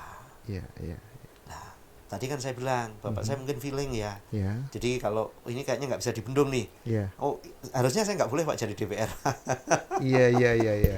Kan kena ngawloring rojo kan. Jadi tidak boleh kerja di pemerintahan. DPR bukan pemerintahan. Bukan. Oh, menjadi bagian Pak, unsur pemerintahan daerah. Wakilnya rakyat justru. Iya, tapi itu menjadi bagian dari katakan. Tapi saya melihat kan waktu itu saya juga nggak ngerti. Jadi justru ketika setelah terpilih kan baru kemudian dibuka. Tapi Bapak sudah bilang ini hati-hati kamu gitu. Karena memang kok kamu yang malah melanggar tapi tak kasih gitu. Artinya ada apa ini? Ya kamu menjadi tidak melanggar karena kamu belum tahu gitu. Tapi kamu sekarang sudah dalam posisi seperti ini. Saya malah khawatir jangan-jangan nanti di masamu ini semua menjadi berakhir gitu. Artinya berakhir, tutur kekancingannya itu sudah boleh bukan kekancingan lagi, sudah boleh terbuka gitu. Tadi pengukuhan tadi sebelum atau setelah itu tahun 2018 Pak, 11 Agustus 2018. Oh baru setelah di DPR ya. Iya. Tapi dalam perjalanan itu saya mengalami banyak kejadian yang luar biasa Pak. Termasuk ini saya kena vitiligo apa segala macam ini kan setelah itu ya. Iya.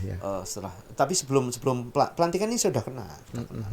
Jadi ada banyak kejadian yang di luar kemampuan saya, tapi kemudian saya juga mengalami hal yang menurut saya aneh gitu ya. Saya di Wisuda Wangsa bukan kemauan saya loh Pak. Oh ya. Tiba-tiba ada 3 orang tamu dari Jakarta, dari Bali. Jakarta juga. Iya, dari Jakarta, dari Bali, dan dari Pangurjo. Ya. Itu datang ke rumah, nanya, gimana sih Blambangan itu? Ya, Blambangan apa Pak? Saya bilang gitu. Ditanya kerajaan Blambangan. Gitu. Ya saya cerita aja, cerita tapi sebatas sebelum tutur kekancingan tentu saja Pak. Yeah. Kita kan paling sampai di Perang Bayu selesailah cerita kita kan. Umumnya sejarah Blambangan saya berhenti di Perang Bayu Pak. Saya ceritakan ya setahu yang saya tahu saja gitu. Yeah, yeah. Yang saya tahu saya ceritakan. Nah, nggak tahunya lama tuh, hampir 3 jam Pak. Orangnya kaget juga. Terus dia nanya, ada nggak di sini terahnya gitu? Oh ada. Boleh saya antar? Enggak, sudah sore. Saya mau balik ke Jakarta. Gitu. Ternyata kok saya dibilang, Pak, Bapak harus bertanggung jawab deh gitu. Loh, bertanggung jawab apa Pak? Blambangan ini kan gak jelas sekarang siapa yang meneruskan. Wah, Bapak jangan main-main, saya bilang gitu. Ini kita ini kan ya nggak boleh. Saya tetap menyimpan Pak. Artinya itu kan memang tidak untuk menguasai orang lain kan. Kita pegang tutur kekancingan itu kalaupun misalnya dibuka kan tidak untuk menguasai orang lain, tidak untuk membangun kekuatan supaya orang lain tunduk pada saya kan, tidak untuk itu toh Pak. Tidak untuk itu kan hanya untuk ini loh, kamu pertahankan bahwa informasi ini penting. Kamu jangan mainkan untuk tujuan apapun gitu. Terus 3 bulan kemudian saya diundang ke Bali. Saya pikir saya waktu itu agak sedikit punya kekhawatiran Pak. Ini ada apa ya kok orang ini kok Pak jangan, nggak usah bawa apa-apa Pak, saya yang nanggung semuanya, hotelnya semua loh. Saya bingung gitu. Nggak taunya saya dikenalkan dengan seorang pandita itu. Pandita itu ternyata itu terah dari Dalam Waturenggong Pak. Dalam Waturenggong itu juga keturunan Tawangalun tadi. Kresna Kepakisan juga. Jadi masih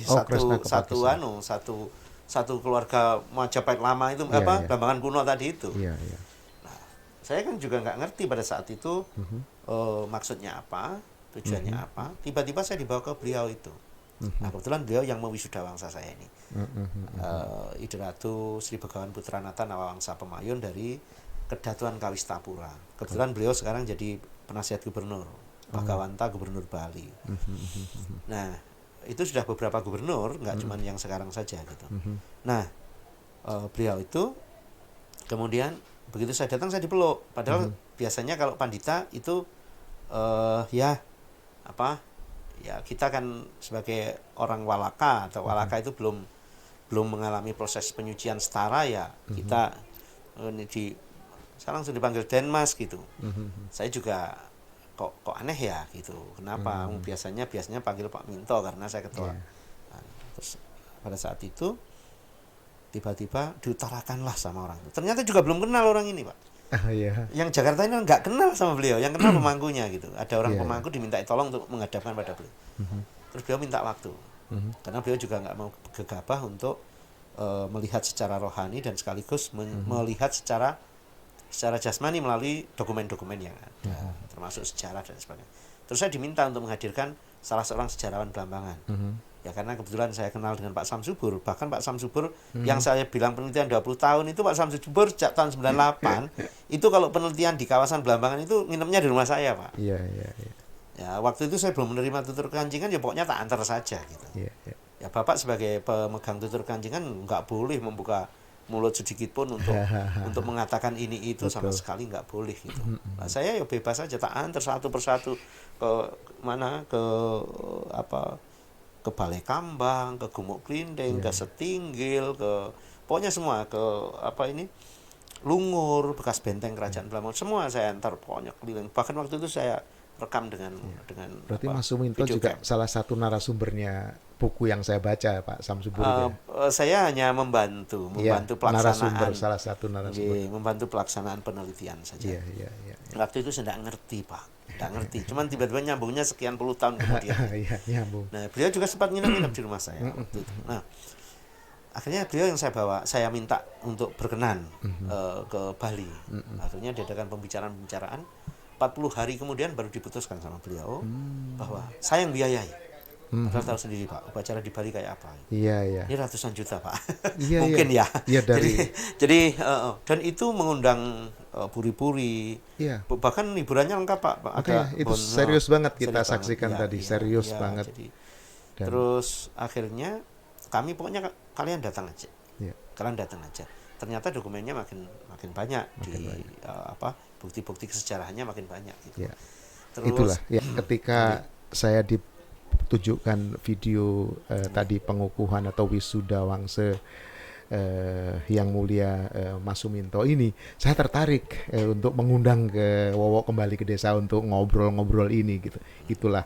Jadi tadi sudah kita saksikan, dan sekarang kira-kira apa harapannya Mas Suminto dengan telah dikukuhkan ini, dengan wisuda Wangse ini, apa keinginan terutama terhadap pemerintah daerah, terhadap sejarawan, terhadap organisasi-organisasi komunitas seperti komunitas Osing, komunitas masyarakat adat.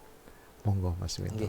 Yang pertama saya ingin orang Banyuwangi ini makin sadar akan jati dirinya. Makin sadar akan jati dirinya. Kita tuh seperti menjadi orang lain loh sekarang. Iya. Tapi makin sadar. Harapan saya. Iya. Oh, diharapkan makin sadar. Iya. Seperti orang yang menjadi orang lain yang tidak tahu sejarah. Iya. Bahwa kita ini penghuni kerajaan besar yang namanya Blambangan. Dan saya beri bocoran sedikit Mas Suminto, di Warung Kemarang Februari tahun 2022 ditemukan koin Cina terbesar, terbanyak 36,5 kg. Artinya apa? Sudah makmur Banyuwangi ini 1000 tahun yang lalu. Ya. Nah, itu. Sama di daerah Muncar itu banyak sekali ditemukan dulu. Termasuk di sekitar kami itu uang dulu di daerah Tembok Rejo, di daerah di persawahan. Sekali cangkul crok gitu, itu bisa setengah kebo. Iya. Dulu gitu. Ya, sayangnya memang nggak banyak orang yang yang sadar peduli, sejarah. yang sadar ya. Sementara orang-orang pemegang tutur kekancingan dilarang betul, dan itu sebenarnya tanda-tanda. Memang diberitahu di area utara itu, makanya kita kan disuruh ke Paloh, karena di sana sebenarnya ada harta karun yang dipendam. Ya, harta karunnya waktu itu ada uang, ada manik-manik perhiasan. Kalau manik-manik darah palu kuning. Darah palu kuning itu sampai dulu tanah itu dipetak-petakkan, disewakan orang Jember untuk digali Pak. Untuk digali isinya. Tapi kan leluhur kan nggak boleh menyentuh hal-hal seperti itu. Hanya ngelus dodo, karena mau ngomong pun juga apa haknya. Betul. Karena pada saat itu posisi sebagai pemegang tutur kekancingan nggak bisa secara terbuka. Betul. Nah itu Pak, jadi memang luar biasa, kaya raya Pak. Itu kalau dihimpun tertekan itu Pak, yang namanya perhiasan. Bahkan karena sekian orang gantian itu dipetak-petak Pak, disewakan itu di daerah Palu Kuning. Sampai bawa alat detektor metal. Kalau dulu nggak usah metal detektor Pak, langsung garuk aja. Di dalam itu udah banyak perhiasan dulu. Terus di daerah Tembok Rejo itu uang kuno itu dulu banyak sekali ditemukan. Ini konon menurut cerita di dekade 70-an Pak. Nah, terus pusaka-pusaka juga banyak banget, tapi oke lah, itu yang bagi yang suka saja gitu. Nah, artinya apa, memang kaya raya kita ini. Kaya raya Pak, kaya raya. Harapan saya kita itu pertama sadar akan jati diri kita. Untuk masyarakat. Ya, mari kita sadar bahwa kita punya leluhur yang sangat luar biasa. Dan makmur, negara Blambangan itu sangat makmur, mandiri. Benar. Bahkan mengekspor mungkin ke negara lain berbagai hasil bumi. Yang kedua, kita mesti membuat garis demarkasi yang tegas antara Blambangan dengan Banyuwangi. Bahwa Banyuwangi menjadi bagian dari Blambangan, melanjutkan. Karena apa? Karena memang dilihat dari sistem pemerintahan berbeda. Raja Blambangan dengan Bupati Banyuwangi berbeda Pak. Beda. Dan menurut sejarahnya Raja Blambangan Bupati Banyuwangi itu diangkat oleh Belanda gitu kan. Baru kemudian dilanjutkan dalam pemerintahan modern. Bahkan saya lihat foto-fotonya, ada koleksi saya. Yang melantik adalah Belanda. Yang melantik jadi, bupati. Kalau sebenarnya kan boleh, karena Raja Blambangan nggak ada siapa bilang ada. tapi dia kan dalam posisi yang harus menyamarkan diri karena dalam bahaya besar pada saat itu. Nah, ya, jadi saya juga tidak kemudian meminta untuk apalah ya, seolah-olah kita dengan begitu biar kamu diakui, enggak. Tapi kita mesti fair. Beda Kerajaan Blambangan dengan Banyuwangi. Beda. Betul. Kerajaan Blambangan itu bahkan pada saat runtuhnya pun atau pada saat dia ditutup dengan Rajut Busono Keprabon, ibu kota kita dipuger. Di sini hanya tempat palagan gitu. Iyalah. Di sini kan kita kan di sini hanya sebagai tempat palagan, tempat perang masih. Nah, kita sudah merancang untuk menaruh Blambangan ibu kota di sana kemudian. Ya, karena lebih kondusif untuk perkiraan pada saat lebih itu. aman di daerah pegunungan. Nah, itu saya kira ini mesti dikaji ulang dengan sangat serius, hati-hati ya. Tapi tidak perlu kita saling meniadakan atau saling berebut. Tidak perlu. Saya kira ayolah kita hati-hati, nggak usah keburu-buru ngambil keputusan bahwa Blambangan itu seperti ini versi saya. Termasuk saya pun juga siap untuk mendapat koreksi, masukan, dan saya juga tidak mengatakan apa yang saya katakan satu-satunya kebenaran, enggak lah gitu. Nah, jadi monggo, yang penting kita itu buat saya pertama, yuk saudara-saudara saya yang merasa keturunan Blambangan dan masih jelas jejak leluhurnya, kita bersatu, kita kumpul. Yuk kita kumpul bersatu, kita bangun lagi daerah ini. Yang berserakan ini, ayo kita kumpulkan lagi, Pak. Eman sekali. Kita ini dulu leluhur, kita ini keturunan orang-orang hebat. Orang-orang sakti, pinter, hebat itu. Nah, oleh karena itu saya ingin ini berkumpul.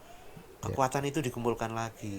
Siapa tahu kita bermanfaat untuk membantu Banyuwangi menjadi lebih maju. Yuk kita tunjukkan kontribusi kita. Menjaga tradisi. Tradisinya kita jaga. Dan jujur, untuk nama-nama yang saya sebut tadi itu sudah kami candikan. Sudah dicandikan. Kami candikan di Candi Luhur Moksojati dalam Puri Blambangan. Candi Luhur Moksojati dalam Puri Blambangan. Dalam Puri Blambangan di Desa Kumendung, Kecamatan Muncar. Baik, nanti akan kita kunjungi. Kita napak tilas ke sana. Jadi perjalanannya dulu sebenarnya bolak-balik, Pak. Jadi memang dulu kita berjalan ke barat gitu ya. Dari Puger ke Lumajang. Lumajang 2 generasi sampai ke barat lagi sampai ke Blitar. Blitar balik lagi ke Jember ke sini lagi. Siklus, Pak. Siklus. Betul. Jadi kebetulan kan pemegang tutur kekancingan itu saya jatuh di keturunan ke-9. Ke-9. Jadi kalau dihitung dari Prabu Tawangalun ya ke 13 gitu. Nah, 13. Sehingga setelah saya kaget juga kemarin ketika beberapa teman menghitung itu kok sama ya gitu. Kok sama. Jadi ternyata memang kurang lebih itulah. Mungkin ada yang 13, ada yang 14 atau 12 itu wajar menurut saya, karena ada yang mungkin nikah agak awal atau apa gitu. Nah, itu. Jadi ternyata memang perjalanan kami itu tidak mudah. Tentu begini, ini ada yang setuju, ada yang nggak setuju. Terus ada pertanyaan, mengapa harus di Bali gitu? Kenapa tidak di sini gitu? Di sini ini kami kepada siapa? Mekanisme penobatan itu harus dilakukan. Siapa lembaga atau orang yang berwenang untuk itu? Kan tidak ada. Nah, dalam tradisi kami yang bisa melestarikan tradisi, menobatkan menjaga tradisi menjadi raja itu mereka yang berposisi sebagai orang suci tapi keturunan raja, orang dan kuat, pandita dan raja, dan sangat kuat, ada tradisinya. Ada tradisinya. Jadi kami kebetulan juga beliau yang memfasilitasi, karena beliau juga tahu, sangat memahami sejarah, sangat punya banyak dokumen. Kemudian juga pelibatannya tidak hanya pendekatannya tidak saja spiritual tapi juga secara akademik. Spiritualnya tidak ditinggalkan, dan akhirnya muncullah ritual itu saya kira ini cara yang paling lengkap untuk saya pilih kembali pada kehidupan normal dengan membuka seterang-terangnya apa yang kami simpan selama ini gitu. harapan untuk komunitas-komunitas sejarah komunitas. Iya. Jadi lagi-lagi untuk para sejarawan, saya yakin sejarawan itu kalau sudah namanya sejarawan, beliau menguasai metodologi sejarah, Pak. Ya. Saya tidak berani menggurui beliau karena beliau pasti punya metodologinya sendiri, ya. Tapi yakinlah bahwa sejarah itu sangat mungkin berbeda dari apa yang Anda temukan. Ya, sangat mungkin gitu ya. Sangat mungkin. Dan tidak semua sumber sejarah yang menjadi referensi atau ditemukan sebagai sumber informasi itu semuanya memiliki nilai kesejarahan yang murni. Ada di antaranya yang karena lagi-lagi karena klinik, ya, mungkin keyakinan, karena kepentingan, karena ya bukan salah, tapi itu patut juga diambil nilai-nilai yang sesuai saja. Bahwa ada yang tidak sesuai dan keluar dari metodologi, ya silakan Bapak Ibu sejarawan pasti jauh lebih ngerti daripada saya. Gitu. Jadi menurut saya kehati-hatian untuk selalu menerima pandangan yang berbeda sehingga memperkaya perspektif kita dalam melihat sejarah Blambangan ini. Itu patut kita tingkatkan. Jadi demikianlah ngobrol panjang saya. Mungkin ini podcast Wowo Kembali ke Desa yang terpanjang nanti kita. Terima kasih Yang Mulia Mas Suminto atas kehadirannya di Wowo Kembali ke Desa. Boleh saya sampaikan? Sebenarnya nama saya tadi kan melalui upacara ini sudah dirubah sebenarnya. Oh, nggih. Ini kalau ketemu guru saya dimarahi habis-habisan ini. Atau saya sebenarnya di Abiseka itu, saya kan Abiseka. Abiseka itu juga sudah dirubah nama sebenarnya. Saya sebenarnya harus ke pengadilan. Kalau beliau memerintahkan sebenarnya harus ke pengadilan. Saya masih mempertahankan aspek-aspek sosial yang membuat saya masih bertahan menggunakan nama kecil. Jadi Sri Aji Dharma Wangsa Nataningrat itu untuk nama Sri Aji Dharma Wangsa Nataningrat. Iya, itu di depan ada Dalem Sri Aji Dharma Wangsa Nataningrat. Itu nama Abiseka. Saya kira itu. Terima kasih. Dengan demikian selesai sudah bincang-bincang kita. Sampai jumpa pada topik-topik yang akan datang. Stay tune, Wowo Kembali ke Desa.